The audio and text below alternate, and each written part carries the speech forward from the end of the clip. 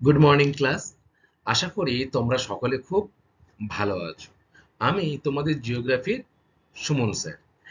আচ্ছা স্টুডেন্ট, গত দুটো তিনটে ক্লাসে কিন্তু আমরা তোমাদের যে ভূগোল বইয়ের দ্বিতীয় অধ্যায় অস্তিত্ব পৃথিবী, সেখান থেকে আমরা আলোচনা করেছিলাম, তাই তো? সেখানে আমরা জেনেছিলাম পাতের চলন সম্পর্কে, পাত সমূহ সম্পর্কে, এছাড়া অগ্নুদ্গম বা ভূমিকম্প ইত্যাদি সম্পর্কে কিন্তু আমরা বিস্তারিত আলোচনা করেছিলাম, তাই তো? আচ্ছা, গত ক্লাসে আমি তোমাদের ভূমিকম্প শুরু করেছিলাম এবং ভূমিকম্প শুরু করার পর কিছুটা বিষয় নিয়ে আলোচনা করেছিলাম, এবং আজকে যে লাস্ট পার্টটা তোমাদের বইয়ের ভূমিকম্প প্রবণ অঞ্চল ও তার প্রাকৃতিক বিপর্যয় এবং এই ভূমিকম্প বা অগ্ন্যুৎপাত মানুষের জীবনে কতখানি ক্ষয়ক্ষতি করে, সেই বিষয়গুলো নিয়ে কিন্তু আমরা আজকের ক্লাসটা আলোচনা করব। তার আগে দেখি তোমাদের গত কয়েকটা ক্লাসের পড়া কেমন মনে আছে। আচ্ছা বলো তো কেউ আমাকে, মহাসঞ্চালন তত্ত্বের প্রবক্তাকে? Very good, sir Alfred Wegener হলেন মহাসঞ্চালন তত্ত্বের প্রবক্তা, তাই তো? আধুনিক পাঁচ সংস্থান তত্ত্বের জনক কাকে বলা হয়? বাহ, আধুনিক পাঁচ সংস্থান তত্ত্বের জনক বলা হয় পিচোকে, তাই না? আচ্ছা, বলতো পৃথিবীতে কয়টি পাদ রয়েছে? ছয়টি বড় পাদ রয়েছে, বাহ। আর আটটি মাঝারি পাদ এবং 20টি কিন্তু ছোট পাদ রয়েছে, তাই তো? আচ্ছা, এই যে পাদ, এই পাদগুলো কিন্তু অ্যাস্ট্রোস্ফিয়ার স্তরের উপরে অবস্থান করে, যার ফলে পাদগুলো কিন্তু সবসময় চলমান। অ্যাস্ট্রোস্ফিয়ার স্তরটা কিন্তু একটা পিচ্ছিল পদার্থের মতো, জেলির মতো, তার উপরে পাতগুলো থাকার দরুন পাতগুলো কিন্তু চলমান। তাহলে তোমরা আমাকে বলো, এই যে পাতের চলন, পাত যে চলমান, এই চলনের উপর ভিত্তি করে পাতকে কয় ভাগে ভাগ করা যায় ও কি কি? ভেরি গুড, খুব ভালো বলেছো যে পাতের চলনকে তিন ভাগে ভাগ করা যায়, তাই তো? কি কি ভাগে ভাগ করা যায়? বাহ, একটা হলো প্রতিসারী, যেটা একে অপর থেকে দূরে সরে যাচ্ছে। 2 নম্বর কি? অভিসারী পাত সীমানা, অর্থাৎ দুটি পাত যখন কাছাকাছি এসে সংঘর্ষে লিপ্ত হচ্ছে। আর 3 নম্বর নিরপেক্ষ পাত সীমানা, যখন দুটি পাত পাশাপাশি একে অপরকে ধাক্কা না দিয়ে বা দূরে সরে না গিয়ে কিন্তু চলমান, তাকে কিন্তু আমরা বলবো নিরপেক্ষ পাত সীমানা।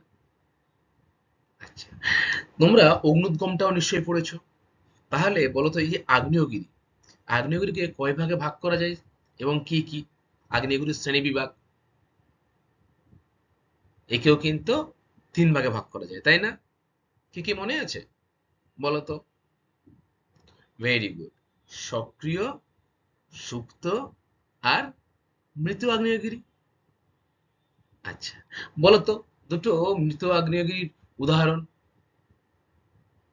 কাকে বলে, আগে বলো। যে আগ্নেয়গিরি ভবিষ্যতে একবার অগ্নুৎপাত হয়ে গেছে, কিন্তু ভবিষ্যতে আর কখনোই অগ্নুৎপাত হবে না, তাকে বলা হচ্ছে মৃত আগ্নেয়গিরি, তাই না? উদাহরণ হচ্ছে পারকুটিন, পোপো, এগুলো কিন্তু হলো মৃত আগ্নেয়গিরির উদাহরণ। আচ্ছা, এবার আমাকে দুটি সুপ্ত আগ্নেয়গিরির উদাহরণ দাও। অর্থাৎ আহ, আগে অগ্নুদ্গম হয়ে গেছে, ভবিষ্যতে অগ্নুদ্গম হওয়ার সম্ভাবনা আছে, ঠিক আছে? তাকে আমরা কি বলবো? সুপ্ত আগ্নেয়গিরি। উদাহরণ কি কি হতে পারে? বাহ, জাপানের ফুজিয়ামা, ইন্দোনেশিয়ার কাকাতোয়া, তাই তো? আচ্ছা, এবার আমাকে বলো তো, ভূমিকম্প, তোমরা যে আগের বিষয়টা জানলে, যে আগের ক্লাসে ভূমিকম্প সম্পর্কে জেনেছিলে, সেই ভূমিকম্পর ক্ষয়ক্ষতি বা তীব্রতা মাপা হয় কোন স্কেলে? ভেরি গুড, রিক্টার স্কেলে, তাই না? এই রিক্টার স্কেলে সূচকটা কত থেকে কত অবধি জানো? বাহ, 0 থেকে 10 অবধি হলো রিক্টার স্কেলের সূচক। 6-এর উপরে গেলে কিন্তু সূচকটা কিন্তু মারাত্মক ক্ষয়ক্ষতি হয়ে থাকে, ভূমিকম্পের ফলে ক্ষয়ক্ষতি হয়ে থাকে। আচ্ছা, তাহলে স্টুডেন্ট, আজকে এই যে ভূমিকম্প বললাম, ভূমিকম্পর উপকেন্দ্র, কেন্দ্র, এগুলো সবই তোমরা আগের ক্লাসে পড়ে এসেছো। তাই তো? এবং ভূমিকম্প তরঙ্গ কয় প্রকার বলতো? 3 প্রকার। কি কি? পি তরঙ্গ, এস তরঙ্গ আর এল তরঙ্গ। আজকে কিন্তু আমরা এই যে ভূমিকম্প বললাম, এই ভূমিকম্পর অঞ্চল মানে কোন কোন পৃথিবীর কোন কোন অঞ্চলে ভূমিকম্পটা বেশি হয়, এবং অগ্ন্যুৎপাত এবং ভূমিকম্পের ফলে কি কি বিপর্যয় এবং মানুষের জীবনে কতখানি ক্ষয়ক্ষতি হয়, বা আমরা এই বিপর্যয়টাকে কিভাবে কাটিয়ে উঠতে পারি, সেই সমস্ত বিষয় নিয়ে কিন্তু আজকের ক্লাসটা তোমাদের জন্য আমি নিয়ে এসেছি। তাহলে স্টুডেন্ট, চলো আজকের ক্লাসটা আমরা শুরু করি। ভূমিকম্প প্রবণ অঞ্চল। দেখো স্টুডেন্ট, অভিসারী, প্রতিসারী এবং যে নিরপেক্ষ পাত সীমানা রয়েছে, প্রতিটি পাত সীমানায় কিন্তু ভূমিকম্প হয়। ঠিক আছে? তবে পাতের চলন যখন আমি তোমাদের পড়িয়েছিলাম তখন কিন্তু বলেছিলাম যে ভূমিকম্পটা সব থেকে বেশি হয় কোন পাত সীমানায়, তোমাদের মনে আছে? Very good. অভিসারী পাত সীমানায় কিন্তু ভূমিকম্পের যে তীব্রতা সেটা কিন্তু অন্য অন্য পাতের তুলনায় অনেকটাই বেশি। ঠিক আছে? প্রশান্ত মহাসাগরীয় অঞ্চলে নিমজ্জিত পাতসীমানা ও হিমালয় আর যে আল্পস পার্বত্য অঞ্চল রয়েছে, সেখানে এই অভিসারী পাতের দরুণই কিন্তু ভূমিকম্প প্রায়ই লক্ষ্য করা যায়। অভিসারী মানে দুটি পাত যখন পরস্পরের দিকে অগ্রসর হবে এবং সংঘর্ষে লিপ্ত হবে, তখন তাকে আমরা কি বলছি? অভিসারী পাতসীমানা। দেখো, পৃথিবীর সমস্ত নবীন ভঙ্গিল পার্বত্য অঞ্চল কিন্তু ভূমিকম্প প্রবণ। তাহলে তোমাদের মনে আছে যে নবীন ভঙ্গিল পর্বতের উদাহরণ কি দিয়েছিলাম আমি? বলতো, দুটি নবীন ভঙ্গিল পর্বতের উদাহরণ। Very good. Himalaya, Rocky, Alps, তাই না? এগুলি কিন্তু স্টুডেন্ট সবই অভিসারী যে পাতের সীমানা, সেই অভিসারী পাতের সীমানার কিন্তু অবস্থিত। ঠিক আছে? এবং এইসব অঞ্চলে যে কোনো মুহূর্তে কিন্তু ভূমিকম্প হতে পারে, এবং মাঝে মাঝে কিন্তু এইসব অঞ্চলে ভূমিকম্প হয়। ঠিক আছে?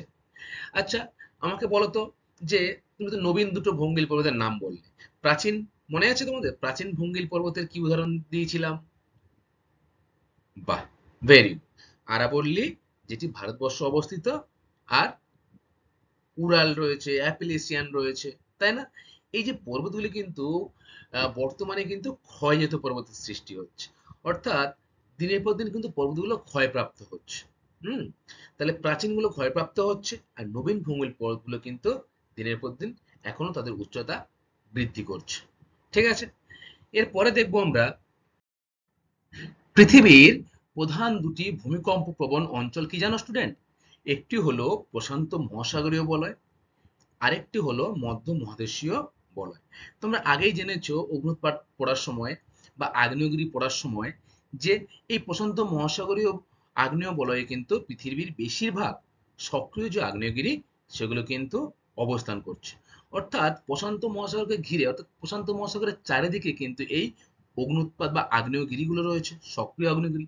ঠিক তেমনই এই প্রশান্ত মহাসাগরকে বলয়কে কেন্দ্র করেই কিন্তু প্রায় 70% ভূমিকম্প যে অঞ্চল সেটা কিন্তু এই অঞ্চলে অবস্থিত, এবং এটি কিন্তু অভিসারী পাত সীমানার মধ্যে অবস্থিত। তাই এখানে কিন্তু সব থেকে বেশি প্রায় 70% ভূমিকম্প হয়ে থাকে। এরপরে দেখো মধ্য মহাদেশীয় বলয়। ইউরোপের পশ্চিম উপকূল থেকে আল্পস, হিমালয় পর্বত ও মালভূমি, ভূমধ্যসাগর, এশিয়ার দক্ষিণ পূর্ব অংশ এবং এই অংশগুলো কিন্তু প্রশান্ত মহাসাগর বলয় বা প্রশান্ত মহাসাগরের সাথে কিন্তু যুক্ত হয়েছে। কিভাবে যুক্ত হয়েছে? দেখো তোমরা নিচের ছবিটা, এটা হচ্ছে প্রশান্ত মহাসাগর, এপারে দেখো রয়েছে এশিয়া, এপারেও কিন্তু রয়েছে ইউরোপ। এই ইউরোপের পশ্চিম অংশ এবং এশিয়ার যে পূর্বাংশ, সেই সব অংশ কিন্তু দেখো প্রশান্ত মহাসাগরের সাথে কাছাকাছি এসে কিন্তু এখানে যুক্ত হয়েছে। তাই তো? ইতালি, গ্রিস, তুরস্ক, ইরান, তারপরে আর্মেনিয়া, আফগানিস্তান, পাকিস্তান, উত্তর পূর্ব ভারত, মায়ানমার, চীন, লাওস, ভিয়েতনাম, তারপরে ইন্দোনেশিয়া, এই যে বলয়, এই যে দেশগুলোর নাম বললাম, এই দেশগুলো কিন্তু এই মধ্য মহাদেশীয় বলয়ের মধ্যে অবস্থিত। অর্থাৎ ইউরোপের কিছু দেশ এবং এশিয়া মহাদেশের কিছু দেশ কিন্তু এই মধ্য মহাদেশীয় বলয়ে কিন্তু অবস্থান করছে। আর এই অঞ্চলটিতে পৃথিবীর মাত্র 20% ভূমিকম্প কিন্তু ঘটে। তাহলে আমরা কি জানলাম আগে? আগে আমরা জানলাম যে 70% ভূমিকম্প হয় কোথায়? প্রশান্ত মহাসাগরীয় বলয় এই অঞ্চলটাতে। দেখো এটা কিন্তু প্রশান্ত মহাসাগর, ঠিক আছে? এই প্রশান্ত মহাসাগর এখানে লেখা রয়েছে। এর চারিদিকে কিন্তু ঘিরে রয়েছে এই ভূমিকম্প প্রবণ অঞ্চল। এটা হলো কত পার্সেন্ট? 70%। আর মধ্য যে মহাদেশীয় বলয় সেটা ইউরোপ এবং এশিয়া মহাদেশের কিছুটা অংশ নিয়ে অবস্থিত। সেখানে পৃথিবীর 20% ভূমিকম্প কিন্তু ঘটে। আর বাদবাকি যে 10% ভূমিকম্প সেটা দক্ষিণ আমেরিকা বা উত্তর আমেরিকা, তারপরে আন্টার্কটিকা এইসব অঞ্চলে কিন্তু হয়ে থাকে। তাহলে তোমরা মনে রাখবে সব থেকে বেশি ভূমিকম্প প্রবণ অঞ্চল কিন্তু প্রশান্ত মহাসাগরীয় বলয়, তারপরে রয়েছে কিন্তু মধ্য মহাদেশীয় বলয়। এর পরে স্টুডেন্ট আমরা দেখব আমাদের দেশ ভারতবর্ষ ভূমিকম্প প্রবণ অঞ্চলগুলি কোনটা। ভারতের ভূমিকম্প প্রবণ অঞ্চল, দেখো ভারতকে যদি আমি 3 ভাগের ভাগ করি তাহলে 3 ভাগের 2 ভাগ অংশই কিন্তু ভূমিকম্প প্রবণ অঞ্চলের মধ্যে পড়ছে আমাদের দেশ ভারতবর্ষ।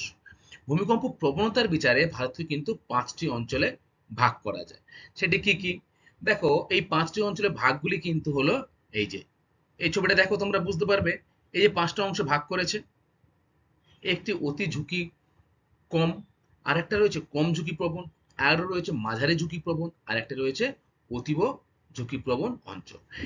যেটা এই কালারটা দেখো, এই অংশটা কিন্তু অতীব ঝুঁকিপ্রবণ, অর্থাৎ এই অঞ্চলে কিন্তু ভূমিকম্প যখনই কিন্তু তখনই কিন্তু হতে পারে, ঠিক আছে? এরপরে যথেষ্ট ঝুঁকি সম্পন্ন কিন্তু এই যে দেখো ভারতের উত্তরে কোন পর্বতমালা রয়েছে? হিমালয় পর্বতমালা রয়েছে। এই হিমালয় পর্বতমালার অংশ বিশেষ কিন্তু অত্যন্ত বা যথেষ্ট ঝুঁকিপ্রবণ অঞ্চলের মধ্যে ফেলা হয়। এরপরে এই যে অংশটা সমগ্র ভারতের ছড়িয়ে রয়েছে,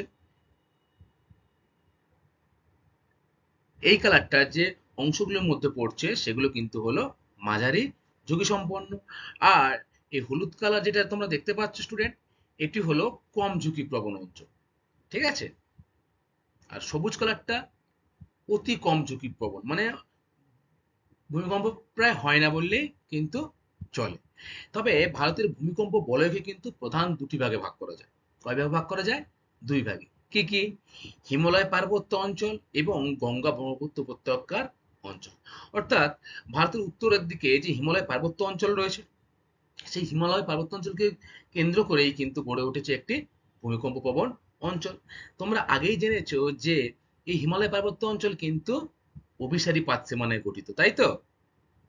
তাহলে কোন পাতসীমানায় সব থেকে বেশি ভূমিকম্প হয় স্টুডেন্ট? অভিসারী পাতসীমানায়। ফলে এই যে হিমালয় পার্বত্য অঞ্চল কিন্তু এটি ভূমিকম্প প্রবণ অঞ্চলের মধ্যে পড়ছে। এছাড়া গঙ্গা ব্রহ্মপুত্র যে উপত্যকা অঞ্চল, সেই উপত্যকা অঞ্চলে ভূ অভ্যন্তরে বিভিন্ন মাটির নিচে বিভিন্ন কিন্তু কাজ চলছে, যার ফলে কিন্তু ভূমিকম্প মাঝে মাঝে এই গঙ্গা ব্রহ্মপুত্র উপত্যকায়ও লক্ষ্য করা যায়। তবে শেষ 50 বছরে দাক্ষিণাত্য মালভূমিতেও ভারতের ভূমিকম্প ঘটনা কিন্তু ঘটেছে।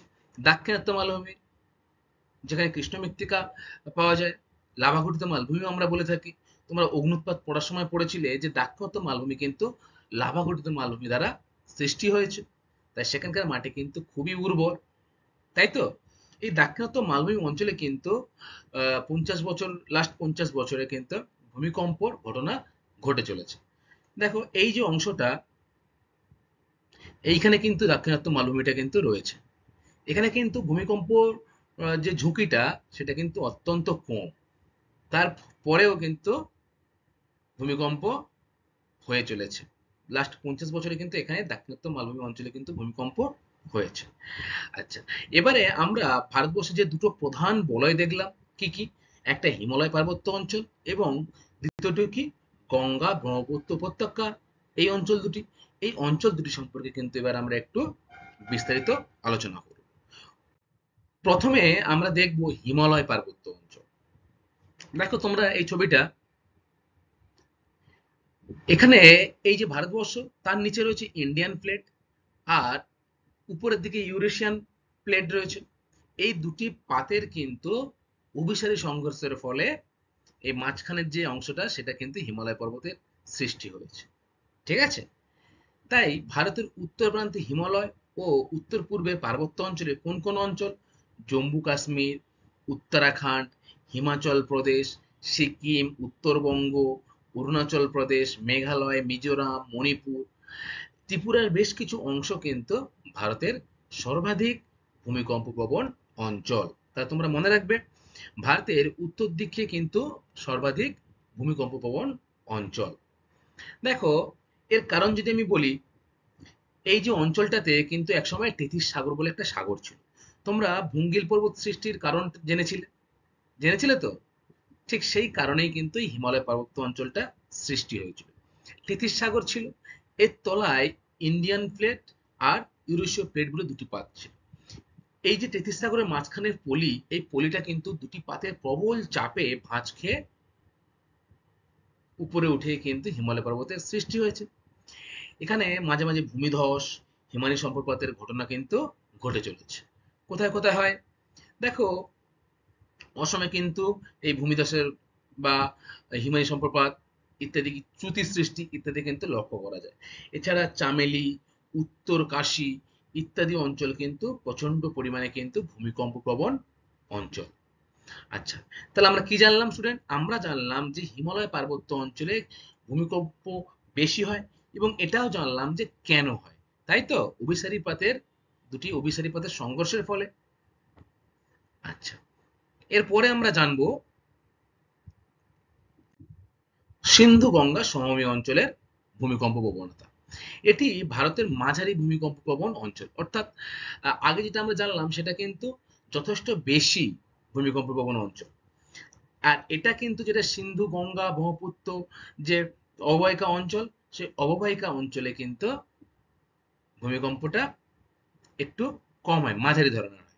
দেখো কোন কোন অঞ্চল পড়ছে ভারতবর্ষের: পাঞ্জাব, হরিয়ানা, দিল্লি, উত্তরপ্রদেশ, বিহারের কিছু অংশ, পশ্চিমবঙ্গ, গুজরাট, রাজস্থান, এই যে সমস্ত রাজ্যগুলো, এইগুলো কিন্তু সিন্ধু গঙ্গা সমভূমি অঞ্চলের অন্তর্গত। ঠিক আছে? এর গঠনগত অবনত ভূমির তলদেশে নানান ভূগাঠনিক বা ভূতাত্ত্বিক ক্রিয়াকলাপের কিন্তু জন্য মাঝে মাঝে মাঝারি ধরনের ভূমিকম্প হয়ে থাকে। তাহলে এই সিন্ধু গঙ্গা সমভূমি অঞ্চলে কেন ভূমিকম্প হয়ে থাকে স্টুডেন্ট? বলতে পারবে আশা করি। কি বলবে? যে ভূমির তলদেশে কিন্তু নানান ভূতাত্ত্বিক যে কাজকর্ম বা ক্রিয়াকলাপ, সেগুলো কিন্তু মাঝে মাঝে হয়ে চলেছে, ফলে ভূমিকম্পটা এই অঞ্চলে হয়ে থাকে।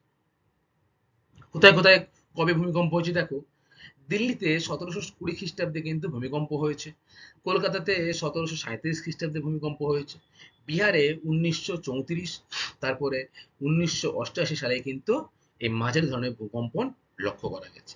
এছাড়া পাঞ্জাবের অমৃতসরে 1975 সালে মাঝারি ধরনের ভূমিকম্প কিন্তু লক্ষ্য করা গেছে। তাহলে স্টুডেন্ট, আমরা কিন্তু সমগ্র বিশ্ব তথা ভারতবর্ষে কোন কোন অঞ্চলে ভূমিকম্প প্রবণ অঞ্চল, সেই সম্পর্কে কিন্তু আমরা বিস্তারিত জানলাম। তোমরা আমাকে বলো তো যে আহ, প্রশান্ত মহাসাগরীয় ভূমিকম্প বলয়ে কত পার্সেন্ট ভূমিকম্প হয় পৃথিবীর?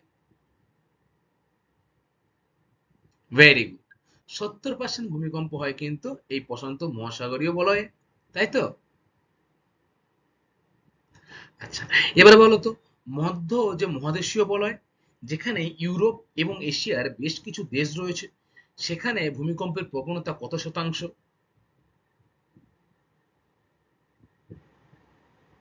সেখানে ভূমিকম্পের শতাংশ হচ্ছে 20%। ভেরি গুড, তাহলে প্রশান্ত মহাসাগরে 70%, আর মধ্য মহাদেশীয় যে বলয় সেখানে কিন্তু 20% ভূমিকম্প হয়ে থাকে, তাই তো?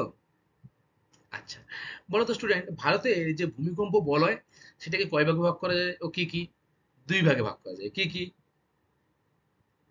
হিমালয় পার্বত্য অঞ্চলে ভূমিকম্প, আর সিন্ধু গঙ্গা সমভূমি অঞ্চলের ভূমিকম্প প্রবণ অঞ্চল, তাই তো? Very good. আচ্ছা, এরপরে স্টুডেন্ট আমরা দেখব অগ্নুদ্গম, ভূমিকম্প ইত্যাদি যে প্রাকৃতিক যে কার্যাবলী রয়েছে, তার দ্বারা কিভাবে প্রকৃতিতে বিপর্যয় ঘটছে, এবং এই বিপর্যয়ের ফলে মানুষের জীবনে কি ক্ষয়ক্ষতি হচ্ছে, সেই সম্পর্কে কিন্তু এবার আমরা একটু জেনে নেব। দেখো, অগ্ন্যুৎপাত এবং ভূমিকম্প দুটোই কিন্তু অভ্যন্তরীণ শক্তির আকস্মিক বহিঃপ্রকাশ, তাই না? আমি তোমাদের আগেই বলেছিলাম যে আহ, পৃথিবীতে দু ধরনের শক্তি কাজ করে, একটা ভূ অভ্যন্তরে কাজ করে, আর একটা ভূমির বাইরে অর্থাৎ পৃথিবী পৃষ্ঠের উপরে আমরা যেখানে বসবাস করি সেখানে একটা শক্তি কাজ করে। তার নাম কি বলতে পারবে? ভেরি গুড, বহির্জাত শক্তি, তাই না? এখানে বহির্জাত শক্তির মধ্যে রয়েছে নদী, হিমবাহ, বায়ু, সমুদ্র স্রোত ইত্যাদি, তাই তো?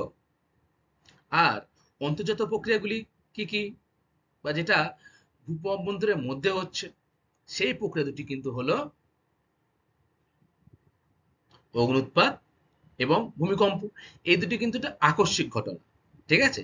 এছাড়া ভূ অভ্যন্তরের মধ্যে মহীভবক আলোড়ন বা গিরিজুলীয় আলোড়ন, এই যে ভূ আলোড়ন, এগুলো কিন্তু দীর্ঘ সময়ব্যাপী ধরে কাজ করে।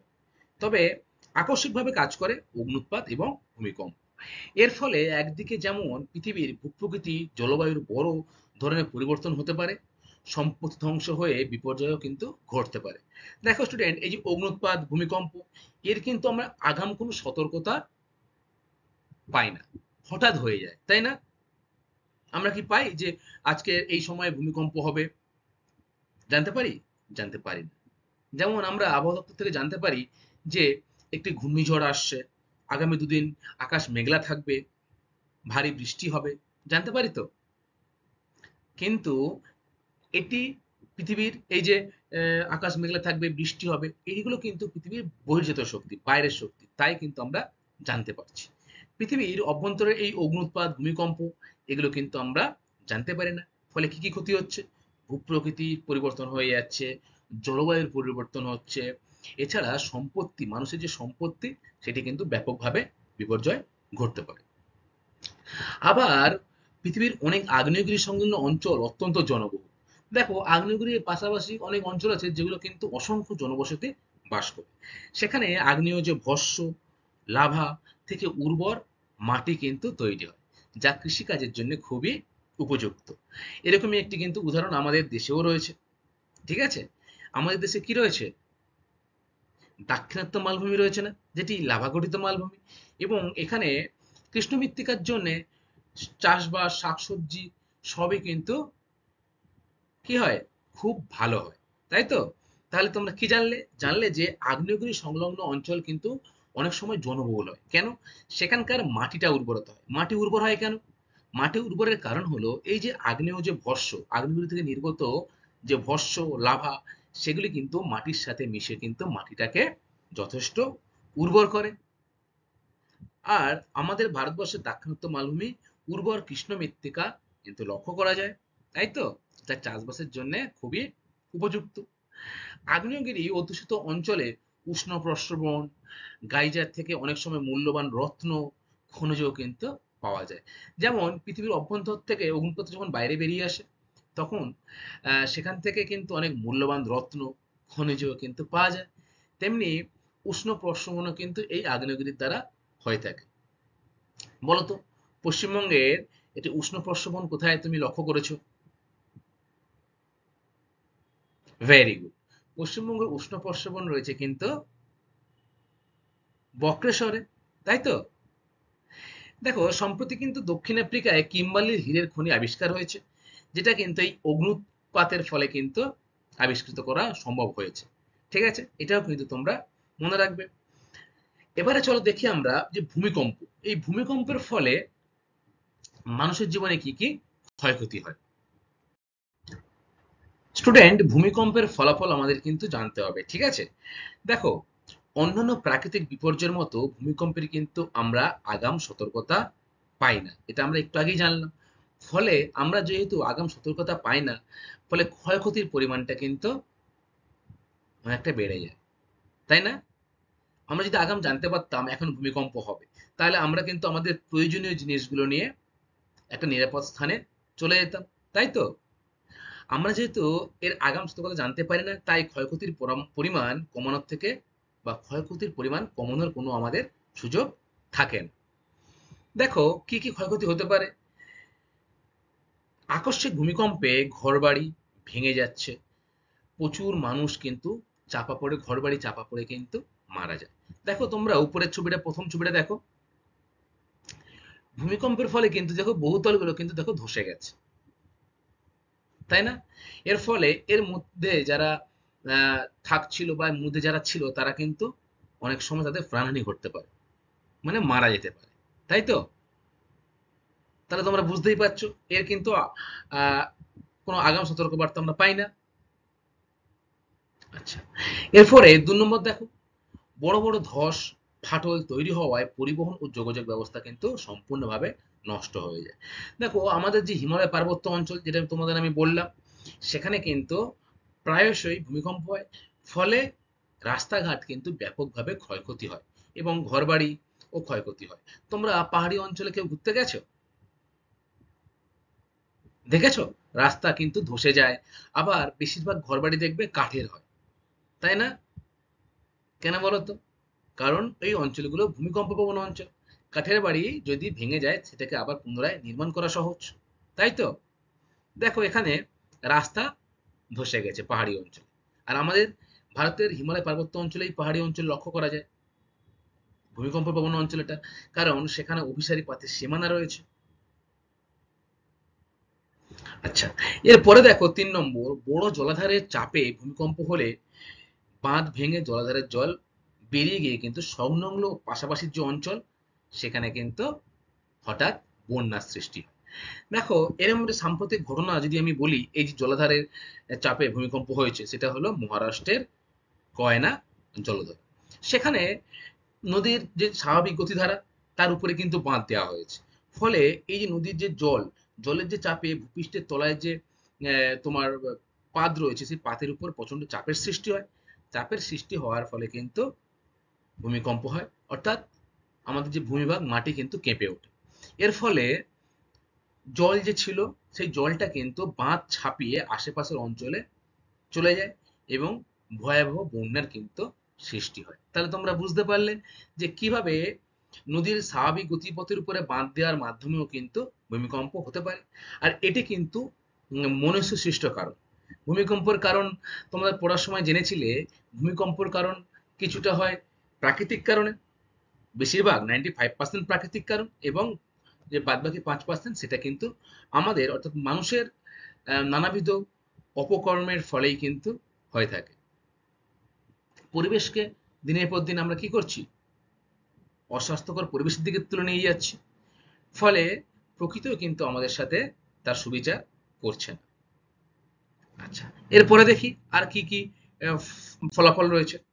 দেখো সমুদ্র তলদেশে বা উপকূল অঞ্চলে ভূমিকম্পের ফলে ঢেউয়ের উচ্চতা বেড়ে যায় এবং সুনামির সৃষ্টি হয়। দেখো তোমরা প্রথম ছবিটা লক্ষ্য করো, সমুদ্রর পাড় কিন্তু ছিল এরকম জায়গায়, ঠিক আছে? এখানে ঘরবাড়ি রয়েছে অনেক। যখন ভূমিকম্পের ফলে ভূমির তলায় যে মাটি সেটা উঁচু নিচু হওয়ার ফলে ঢেউয়ের উচ্চতা কিন্তু বেড়ে যাচ্ছে, উঁচু হয়ে যাচ্ছে ঢেউটা, এবং এই ঢেউ প্রবল শক্তিতে উপকূল অঞ্চলে আছড়ে পড়ছে, যাকে কিন্তু আমরা কি বলি? সুনামি। এর ফলে বহু জীবনহানি হয়, সম্পত্তি নষ্ট হয়, প্রচুর গবাদি পশু বা যে গৃহপালিত পশু সেগুলো কিন্তু মারা যায়। আচ্ছা, এরপরে দেখো 5 নাম্বার রয়েছে, ভূমিকম্পের ফলে কখনো কখনো উপকূল অঞ্চলে ভূমিভাগ নিমজ্জিত হয়ে প্রাকৃতিক বন্দর তৈরি হয়। দেখো ভূমিকম্পের ফলে আহ, যে ভূমিভাগটা রয়েছে সেটা নিমজ্জিত নিচু হতে পারে, তাই তো? বসে যেতে পারে ভূমিভাগটা, ফলে সেখানে কিন্তু একটি প্রাকৃতিক বন্দর সৃষ্টি হতে পারে। আবার অন্তঃসারী এলাকা ভেসে উঠে কিন্তু নতুন ভূমিভাগও কিন্তু তৈরি হতে পারে। দেখো এই যে ছবিটা, এটি কিন্তু জলের বা সমুদ্রের তলায় ছিল, ঠিক আছে? হঠাৎ ভূ আলোড়নের ফলে বা ভূমিকম্পের ফলে কিন্তু সমুদ্রের মাঝখানে এরকম একটি দ্বীপ জেগে উঠেছে। এটি কোথায় জানো? এটি হলো করাচিতে। সাম্প্রতিককালে করাচির কাছে জেগে ওঠা কাদার দ্বীপ হচ্ছে এরকম ভূভাগ জেগে ওঠার একটি জলজ্যান্ত উদাহরণ। আশা করি তোমরা ভূমিকম্পের যে ফলাফল সেটা বুঝতে পারলে, তাই তো?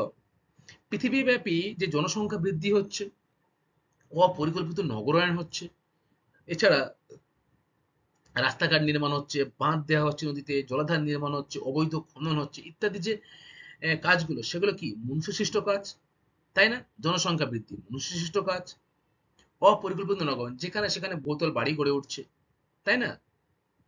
রাস্তাঘাট নির্মাণ হচ্ছে, বাঁধ নির্মাণ হচ্ছে ইত্যাদি, যে মানুষের যে কাজকর্মের ফলে কিন্তু ভূমিকম্প বা বিপর্যয়ের যে পরিমাণ সেটি কিন্তু দিনের পর দিন আরো আরো বেড়ে যাচ্ছে।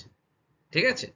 তাহলে মানুষকে কিন্তু পরিবেশ বান্ধব হতে হবে, অর্থাৎ গাছপালা না কেটে পরিবেশের ক্ষতি না করে কিভাবে সুস্থভাবে বসবাস স্থাপন করা যায় সেটা কিন্তু মানুষকে ভবিষ্যতে আরো চিন্তা করতে হবে। না হলে আমাদের দ্বারাই কিন্তু আমরা নিজেরাই কি হব, ক্ষতিগ্রস্ত হব, তাই তো? আচ্ছা, এরপরে স্টুডেন্ট দেখো সাম্প্রতিককালে ঘটে যাওয়া একটা মারাত্মক ভূমিকম্পের ঘটনা। দেখো 26শে ডিসেম্বর 2004 সালে একটি ভূমিকম্প, যে ভূমিকম্প কিন্তু প্রচুর মানুষের ক্ষয়ক্ষতি হয়েছিল এবং অনেক মানুষ কিন্তু মারা গেছিল। দেখো 26শে ডিসেম্বর 2004 সালে ইন্দোনেশিয়ার সুমাত্রা দ্বীপের কাছে ভারত মহাসাগরের নিচে রিক্টার স্কেলে 8.9 মাত্রার ভূমিকম্পে অনুভূত হয়। তাহলে তোমরা বুঝতে পারছো যে 8 থেকে যে 10 রিক্টার স্কেলের সূচক সেটা কিন্তু মারাত্মক ক্ষয়ক্ষতিকে নির্দেশ করে, তাই তো? তাহলে 8.9 মাত্রার যে ভূমিকম্প সেটি কিন্তু মানুষকে ক্ষয়ক্ষতির সম্মুখীন করে দিয়েছিল। ভয়ঙ্কর জলোচ্ছ্বাস, সুনামি লক্ষ্য করা গেছিল। ভারত সহ দক্ষিণ পূর্ব এশিয়ার 11টা যে দেশ রয়েছে সেই 11টা দেশ কিন্তু মারাত্মকভাবে ক্ষয়ক্ষতি হয়েছিল। বহু মানুষের ক্ষয়ক্ষতি হয়েছিল, প্রায় 3 লক্ষ মানুষ কিন্তু মারা গেছিল। তাহলে ভাবতে পারছো স্টুডেন্ট, একটা ভূমিকম্প কতগুলি মানুষের প্রাণ কেড়ে নিয়েছে? 3 লক্ষ মানুষের কিন্তু প্রাণ কেড়ে নিয়েছে এই ভূমিকম্প, যেটি 2004 সালে 26শে ডিসেম্বর কিন্তু হয়েছিল। কোথায় হয়েছিল? ভারত সহ দক্ষিণ পূর্ব এশিয়ার 11টি দেশে। দেখো কোন কোন দেশ। ভূমিকম্পটা কিন্তু এখানে সৃষ্টি হয়েছিল, এটা ভূমিকম্পের কেন্দ্র বলতে পারি। এবার এই কেন্দ্র থেকে কিন্তু দেখো ভূমিকম্প ধীরে ধীরে চারিদিকে ছড়িয়ে গেছে। আমাদের দেশ Bharatvarsha, Bangladesh, Myanmar, Thailand, Indonesia, মালদ্বীপ, সোমানিয়া, মাদাগাস্কার, এই যে 11টা দেশ, এই 11টা দেশ কিন্তু মারাত্মকভাবে ক্ষতিগ্রস্ত হয়েছিল। ঠিক আছে? প্রায় 3 লক্ষ মানুষের কিন্তু প্রাণহানি ঘটেছিল। স্টুডেন্ট, এবারে আমরা ভূমিকম্পের ফলাফল জানলাম, তাই তো? এবারে আমরা ভূমিকম্পর যে আহ, হাত থেকে কিভাবে রক্ষা পাবো সেই সম্পর্কে কিন্তু আমরা একটু বিস্তারিত আলোচনা করব। পূর্বাভাস ও প্রয়োজনীয় পরিকল্পনা। দেখো ভূমিকম্পের কিন্তু আগাম কোনো সতর্কতা আমরা পাই না, তাই না? কিন্তু কিছু কিছু সতর্কমূলক ব্যবস্থা এবং পরিকল্পনা করলে কিন্তু প্রচুর মানুষের যে জীবনহানি হয় সেটা কিন্তু অনেকাংশে আটকাতে সম্ভব হতে পারে। কি করে সেটা হতে পারে? দেখো ভূমিকম্প প্রতিরোধ নির্মাণ করতে হবে, অর্থাৎ এমন ঘরবাড়ি নির্মাণ, ভূমিকম্প প্রবণ অঞ্চলগুলিতে বিশেষ করে এমন ঘরবাড়ি নির্মাণ করতে হবে যেটা ভূমিকম্পে কিন্তু তেমন ভাবে ক্ষয়ক্ষতি হবে না। ঠিক আছে? তারপর আপৎকালীন প্রস্তুতি নিতে হবে, অর্থাৎ হঠাৎ কোনো কিছু আকস্মিক ঘটতে পারে এটা আগে থেকে ভেবে তোমাকে কিন্তু আগে থেকে প্রস্তুতি নিতে হবে। বিপর্যয় ব্যবস্থাপনা করতে হবে। অনেক সময় আমাদের যে নিজস্ব পর্যবেক্ষণ, পরিবেশে যে আকস্মিক পরিবর্তন, তারপরে জীবজন্তুদের যে অস্বাভাবিক আচরণ ইত্যাদি কিন্তু দ্বারা আমরা আগাম সতর্ক লাভ করতে পারি। দেখো জীবজন্তুরা কিন্তু আগাম পূর্বাভাস পেয়ে থাকে, কোনো প্রাকৃতিক একটি বিপর্যয় যখন ঘটবে এরকম মনে হয় তারা কিন্তু অস্বাভাবিক আচরণ করে, তাই না? এগুলো কিন্তু দেখে আমাদের কিন্তু ও, তখনই সতর্কমূলক একটা ব্যবস্থা আমাদের নিতে হবে, তাই তো? আচ্ছা, তাহলে দেখি কি কি সতর্কমূলক ব্যবস্থা আমরা নিতে পারি বা বিপর্যয় ব্যবস্থাপনাগুলি কি কি হতে পারে। এক, বাড়ির ঝুঁকিপূর্ণ বিষয়গুলো কিন্তু চিহ্নিত করতে হবে, অর্থাৎ বাড়ি কিন্তু মজবুত রাখতে হবে। ঠিক আছে? যে অংশটা ঝুঁকিপূর্ণ সেগুলো কিন্তু মেরামতি করতে হবে। এরপরে 2 নম্বর দেখো, দুর্যোগ মোকাবিলায় পরিকল্পনা গ্রহণ করতে হবে। দেখো সরকার কর্তৃক কিন্তু বিভিন্ন পরিকল্পনা বর্তমানে গ্রহণ করা হয়েছে, যেমন ভূমিকম্প প্রবণ অঞ্চলগুলিতে বিশেষ টিম তারা রেডি রাখে। যদি কখনো সেখানে ভূমিকম্প হঠাৎ করে চলে আসে সেই টিম কিন্তু মানুষের সাহায্যের জন্য এগিয়ে আসে, তাই তো? দেখো উপরে ছবিটা, এটি হলো কিন্তু আমাদের ভারত সরকারের এনডিআরএফ এর যে টিম, সেই টিম, অর্থাৎ দুর্যোগ মোকাবিলার জন্য এই টিমটা কিন্তু সদা তৎপর থাকে। এইভাবে কিন্তু আগাম পরিকল্পনা আমাদের নিতে হবে। এছাড়া জরুরিকালীন যে জিনিসপত্র সেগুলো কিন্তু আমাদের গুছিয়ে রাখতে হবে। যেমন দরকারি কাগজপত্র, টর্চ লাইট, ওষুধ, যেগুলো হঠাৎ বিপর্যয় আসলে লাগে, সেগুলো কিন্তু আমাদের হাতের কাছে গুছিয়ে রাখতে হবে। বাড়ির দুর্বল স্থান মেরামতি করতে হবে, এটা তোমাদের আগেই বললাম। আর কি করতে হবে? ভূমিকম্প চলাকালীন কোনো শক্ত আবাসনের তলায় কিন্তু আশ্রয় নিতে হবে। অর্থাৎ শক্ত কেন? যদি সেটা নড়বড়ে হয় কিন্তু সেটা পড়ে যেতে পারে এবং মানুষের মৃত্যু হতে পারে। শক্ত যে আবাসন স্থল, সেই শক্ত আবাসন স্থলের নিচে কিন্তু মানুষকে আশ্রয় নিতে হবে। তারপর কম্পন থেমে গেলে আঘাত ও ক্ষয়ক্ষতির কিন্তু অনুসন্ধান করতে হবে। ভূমিকম্প সবাই জানি আমরা যে কয়েক সেকেন্ড থেকে 2-3 মিনিট বা 4 মিনিট কিন্তু এটি স্থায়ী হয়। অনেকক্ষণ যে হয় তা কিন্তু নয়, কিন্তু এর ক্ষতির পরিমাণটা কিন্তু দীর্ঘস্থায়ী, অনেক দিন ধরে ক্ষতির পরিমাণটা কিন্তু চলে। তাহলে কম্পন থেমে গেলে আমাদের আঘাত এবং যে ক্ষয়ক্ষতি হয়েছে সেটাকে কিন্তু আমাদের অনুসন্ধান করতে হবে এবং যতটা তাড়াতাড়ি সম্ভব সেখান থেকে আমাদের বেরিয়ে এসে আবার পুনরায় নতুন জীবনযাপন শুরু করতে হবে। এরপর বিপর্যয় ব্যবস্থাপনা এবং পরিকল্পনা অনুসরণ করতে হবে। অর্থাৎ আগে আগে যে পরিকল্পনাগুলো নেওয়া হয়েছিল বিপর্যয় আসাকালীন, যেগুলো করণীয় সেগুলো কিন্তু সরকার কর্তৃক বা সাধারণ মানুষ কর্তৃক কিন্তু সেটাকে অনুসরণ করে সেই কাজটাকে কিন্তু করতে হবে। তাহলে এইগুলি কিন্তু হলো বিপর্যয় ব্যবস্থাপনা। অর্থাৎ হঠাৎ বিপদ আসলে তোমাদের কি কি করণীয় এবং বিপর্যয়ের পরে তোমাদের কি করণীয় সেটা কিন্তু এরপরেই আমরা দেখব। দেখো, এই মুহূর্তে ধরো হঠাৎ ভূমিকম্প হলো, ঠিক আছে? এই পরিস্থিতি তোমার কি করণীয় সেগুলো কিন্তু আমরা একটু দেখে নেব। যত তাড়াতাড়ি সম্ভব বাড়ি বা স্কুল থেকে কিন্তু তোমাকে বেরিয়ে খোলা জায়গায় যেতে হবে। অর্থাৎ যেখানে ঘরবাড়ি নেই, খোলা মাঠ, সেখানে কিন্তু তোমাকে আগে পৌঁছতে হবে। কারণ সেখানে ঘরবাড়ি ভেঙে যাওয়ার চান্স নেই বা ঘরবাড়ি ভেঙে যে গায়ের উপরে পড়বে সেটা কিন্তু হতে পারবে না, তাই না? তাই ফাঁকা জায়গায় কিন্তু আমাদের আগে যেতে হবে। 2 নম্বর, যদি খোলা জায়গায় বেরিয়ে যাওয়া সম্ভব না হয়, হঠাৎ ভূমিকম্প হচ্ছে, এটি আকস্মিক, আগে থেকে আমরা জানতেই পারছি না, তুমি ঘরের মধ্যে আছো, হঠাৎ করে ধরো ভূমিকম্প হলো, তোমাকে কি করতে হবে? তোমাকে কিন্তু দ্রুত কোনো শক্ত টেবিল বা শক্ত আবাসনের আসবাবপত্রের তলায় কিন্তু ঢুকে যেতে হবে। দেখো, এই যে টেবিলের মধ্যে রয়েছে, এরকম ভাবে কিন্তু আমাদের কোনো শক্ত আবরণের বা আসবাবপত্র যেগুলো রয়েছে তার তলায় কিন্তু আমাদের স্থান নিতে হবে। কারণ ঘরবাড়ি ভেঙে গেলে এটা আমাদের সরাসরি গায়ের উপরে আঘাত করতে না পারে। ঠিক আছে? এরপর ভূমিকম্প চলাকালীন বহুতলে যে রয়েছে সেগুলো সিঁড়ি বা লিফট বা যে বারান্দা রয়েছে সেগুলো কিন্তু ব্যবহার করা একদমই যাবে না। তাহলে কি, বহুতল বাড়িতে কিন্তু ঝুঁকিপূর্ণ বারান্দা, সিঁড়ি, এগুলো, লিফট ব্যবহার করা যাবে না।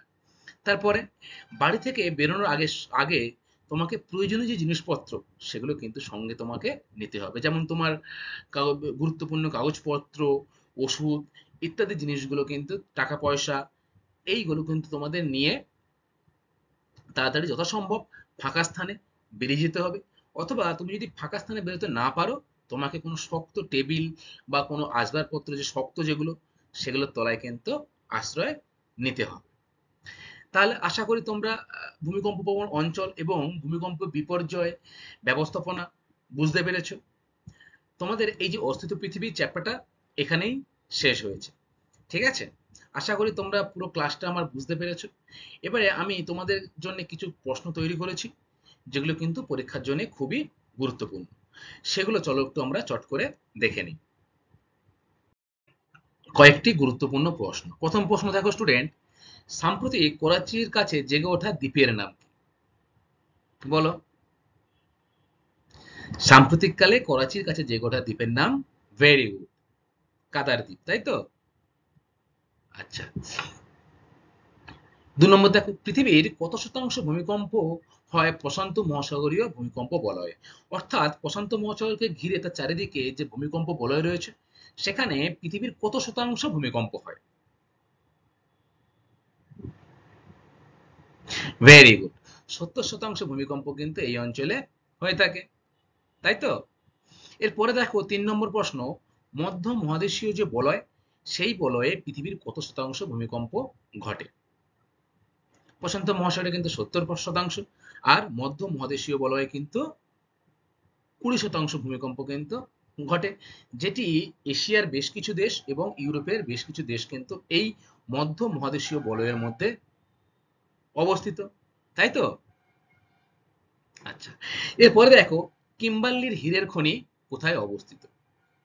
কিম্বার্লির হীরের খনি কিন্তু দক্ষিণ আফ্রিকায় অবস্থিত।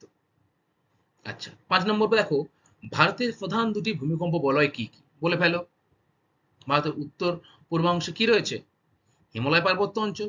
তাহলে 1 নম্বর হলো হিমালয় পার্বত্য অঞ্চল, এবং দ্বিতীয় যে আরেকটা বলয় রয়েছে সেটা হলো গঙ্গা ব্রহ্মপুত্র যে উপত্যকা অঞ্চল, সেই উপত্যকা অঞ্চলে কিন্তু মাঝারি ভূমিকম্প হয়ে থাকে। তাহলে প্রধান দুটি ভূমিকম্প বলয় হচ্ছে হিমালয় পার্বত্য অঞ্চল এবং গঙ্গা ব্রহ্মপুত্র উপত্যকা অঞ্চল। আচ্ছা, এরপরে দেখো 6 নম্বরের কোশ্চেনটা একটু বড় কোশ্চেন, উত্তর একটু বড় হবে।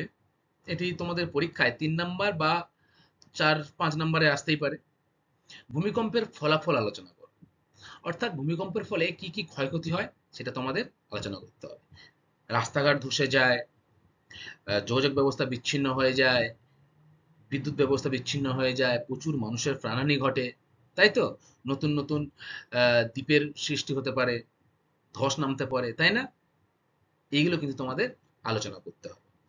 দেখো তারপরে 7 নম্বর রয়েছে ভূমিকম্পের বিপর্যয় ব্যবস্থাপনা সম্পর্কে লেখো। এটাও কিন্তু একটা বড় কোশ্চেন, 3 নম্বরে আসতে পারে। কি কি তোমাদের বিপর্যয় ব্যবস্থাপনা লিখতে হবে?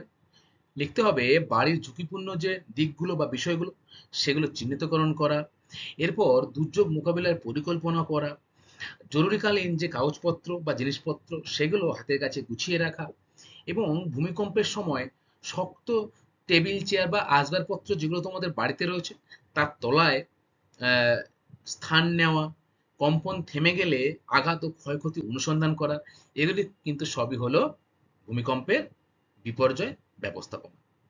ঠিক আছে স্টুডেন্ট, আশা করি তোমরা পুরো ক্লাসটা বুঝতে পেরেছো। তোমাদের অস্থিত পৃথিবীর চ্যাপ্টারটা এখানেই আজকের শেষ হলো। এরপরে আমি তোমাদের যে ভূগোল বইয়ের 3য় অধ্যায় শিলা, সেই শিলা সম্পর্কে বিস্তারিত আলোচনা করব। আজকের জন্য সবাইকে অসংখ্য ধন্যবাদ। সবাই খুব ভালো থাকবে। Thank you class.